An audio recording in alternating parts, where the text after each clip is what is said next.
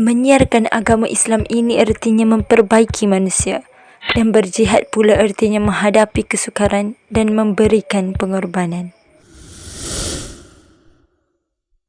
Tokoh yang merupakan titik pemula penyebaran Islam di Nusantara ialah para ulama. Golongan ulama berperanan penting dalam sesebuah masyarakat. Menerusi keilmuan mereka, lahirlah masyarakat yang berilmu dan bertamadun.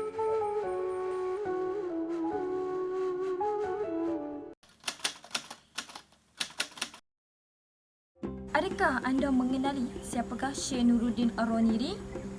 Apakah anda mengetahui sumbangan ataupun peranan yang telah disumbangkan oleh Syekh Nuruddin Ar-Raniri dalam perkembangan dunia Islam? Adakah anda tahu apakah sumbangan Syekh Nuruddin Ar-Raniri ke alam Melayu? Syekh Nuruddin Ar-Raniri memiliki nama lengkap iaitu Nur al-Din Muhammad Ibnu Ali Asanji Ibnu Muhammad Hamid Ar-Raniri Al-Quraish Asy-Syafi'i. Ia dipanggil Ranir kerana dilahirkan di daerah Ranir, iaitu kota pelabuhan tua di pantai Gujarat, India. Syekh Nuruddin Ar-Raniri meninggal dunia pada tanggal 22 Zulhijjah 1096 Hijrah bersamaan 21 September 1685 Masihi di India. Silsilah keturunan Ar-Raniri berasal dari India, keturunan Arab, tetapi ia juga lebih dianggap sebagai alim Melayu Indonesia daripada India atau Arab. Dalam bidang pendidikan pula, Syekh Nuruddin merupakan seorang sarjana India. Pada mulanya, ia belajar ilmu agama di kota Ranir, kota kelahirannya. Lalu ia melanjutkan pendidikannya ke wilayah Hadramaut. Kemudian ia pergi ke Mekah pada tahun 1030 Hijrah bersamaan 1582 Masihi untuk melaksanakan ibadah haji dan ziarah ke Madinah. Setelah itu ia kembali pulang ke India. Syekh Nuruddin Ar-Raniri juga pernah menetap di Aceh, Indonesia selama 1637 hingga 1644 tahun dan menjadi tokoh yang sangat berpengaruh secara politik sebagai penasihat raja. Syekh Nuruddin Ar-Raniri juga seorang syekh dalam tarikat Rifa'iyah yang didirikan oleh Ahmad Rifa'i. Setelah beberapa tahun mengajar agama dan diangkat sebagai seorang syekh tarikat Rifa'iyah di India. Sumbangan terhadap perkembangan Islam di Pahang. Al-Raniri adalah seorang ulama di Nusantara dan namanya sudah tidak asing lagi didengari di tanah Melayu. Beliau mempunyai sumbangan yang besar dalam memartabatkan Islam di Nusantara.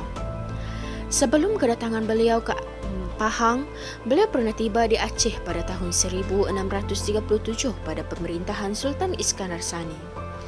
Disebabkan kedatangannya tidak disambut oleh pihak istana, beliau meneruskan perjalanan dan menetap di Pahang ketika Pahang di bawah kekuasaan Aceh. Penemuan batu nisan di kampung Permatang Pasir, Pulau Tambun Pekan Pahang yang bertarikh 419 Hijrah bersamaan dengan 999 Masihi merupakan antara bukti kedatangan Islam ke Pahang lebih awal. Dakwah Al-Raniri di Pahang. Ketika beliau di Pahang, sudah pasti tugasnya sebagai pendakwah dan orang berilmu dijalankan, dan sasaran beliau adalah masyarakat sekitar pada ketika itu. Keadaan ini telah membuatkan perkembangan Islam di Pahang menjadi lebih kukuh. Selain itu, penguasaan Al-Raniri dalam bahasa Melayu, ilmu mantik, balarah, tasawuf, ilmu kalam, fiqh, hadis, sejarah dan perbandingan agama memudahkan urusan beliau. Seterusnya, beliau juga telah mengarang kitab Siratul Mustaqim pada tahun 1044 Hijrah, sekitar 1634 Masihi, dan beliau telah menyelesaikan penulisan beliau pada tahun 1644 Masihi. Jelaslah menunjukkan bahawa kedatangan Al-Raniri telah mendatangkan kesan positif dalam sejarah perkembangan Islam di Pahang secara langsung maupun tidak langsung.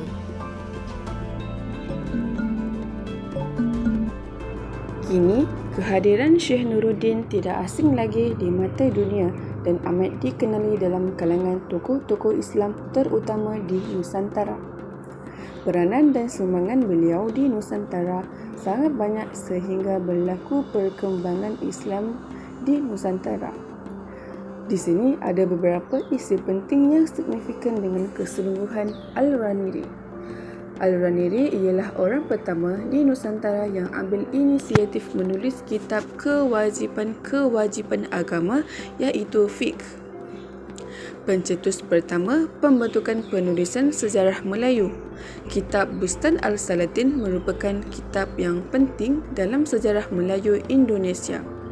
Al-Raniri juga salah satu tokoh Islam yang menulis kitab ke dalam bahasa Melayu agar penduduk Muslim dapat membaca dan memahaminya. Akhir sekali, Syekh Nuruddin Al-Raniri juga memberi sumbangan besar terhadap perkembangan bahasa Melayu sehingga dimartabatkan menjadi bahasa lingua franca.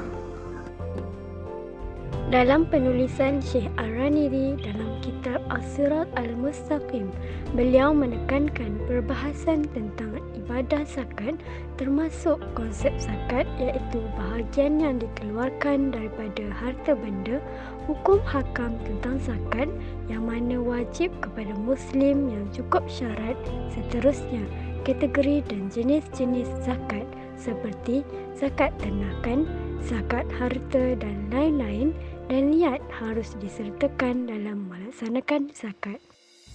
Menurut Denisova, pada abad 16 ke 17 Masihi, Aceh telah menjadi pusat kekuatan ekonomi dan politik di alam Melayu dan kitab ini juga dijadikan rujukan untuk kefahaman masyarakat pada masa itu. Seterusnya, beliau juga banyak menyumbang kepada perkembangan pemikiran fiqh mengikut mazhab Syafi'i di alam Melayu. Hal ini kerana Syekh Al-Raniri adalah salah satu ulama mazhab Syafi'i. Oleh itu, segala perbahasan dan perbincangan dalam kitab adalah merupakan kesinambungan pemikiran mazhab Asy-Syafi'i dan secara tidak langsung dapat menyumbang kepada penguasaan dan memperkukuhkan pendapat dalam mazhab Asy-Syafi'i di alam Melayu. Pengetahuan tentang tokoh ulama Nusantara sebenarnya menyingkap 1001 hikmah dalam kehidupan seharian kita. Di sini dapat kita lihat ketukahan Syekh Nuruddin Al-Raniri dalam kepimpinan, iaitu menyampaikan dakwah diterima baik oleh masyarakat dan agama Islam sendiri tersebar luas. Lihatlah pengorbanan dicurahkan oleh ulama dahulu sehingga Islam masih diangkat sekarang. Firman Allah Subhanahu Wa Taala, "Yarfa'illahu alladhina amanu minkum walladhina utul ilma darajat." Mafhumnya, Allah meninggikan derajat orang-orang beriman di antara kamu dan orang-orang yang diberi ilmu pengetahuan agama daripada kalangan kamu dengan beberapa derajat.